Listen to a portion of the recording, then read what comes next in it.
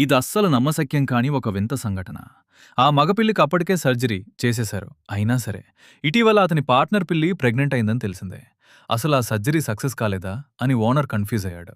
కొన్ని నెలల తర్వాత ఆ ఆడపిల్లి పిల్లలకు జన్మనిచ్చినప్పుడు ఓనర్కి ఏదో తేడా జరిగిందని అర్థమైంది. ఎందుకంటే పుట్టిన పిల్లల్లో ఒక్కటి కూడా ఆ మగపిల్లి పోలికలతో లేదు. బహుశా ఆ మగపిల్లికిల్లికి కూడా ఈ విషయం ముందే అర్థమైనట్టుంది. ఆ పిల్లలు తనవి కాదనే అనుమానం దానికొచ్చేసింది. అందుకే అది వాటి దగ్గరికి వెళ్ళడానికి అస్సలు ఇష్టపడలేదు. కేవలం దూరం నుండి మాత్రమే చూస్తూ ఉండేది.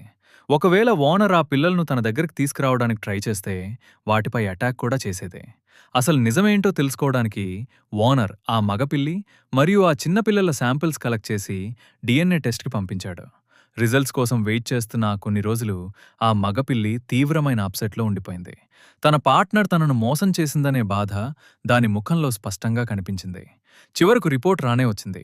అందులో ఆ పిల్లలు ఏవీ ఆ మగపిల్లివి కావనే అనుమానం అఫీషియల్‌గా కన్ఫర్మ్ అయిపోయింది. ఆ సిట్యుయేషన్‌తో ఆ మగపిల్లి ఆల్రెడీ హార్ట్ బ్రోకెన్ అయిపోయింది. కానీ ఒకరోజు సీన్ మొత్తం క్లియర్ అయిపోయింది. ఆ ఫ్రెండ్ పిల్లిని చూడగానే మగపిల్లికి అసలు నిజమేంటో వెంటనే అర్థమైపోయింది. ఎందుకంటే ఆ ఇంట్లో ఉన్న చిన్నపిల్లల పోలికలు అచ్చుగుద్దినట్టు ఆ ఫ్రెండ్ పిల్లిలాగే ఉన్నాయి. పాపం. పిల్లుల ప్రపంచంలో కూడా ఇంత పెద్ద లవ్ ఫెయిల్యూర్ డ్రామా జరుగుతుందని ఎవరూ ఊహించుండరు కదా!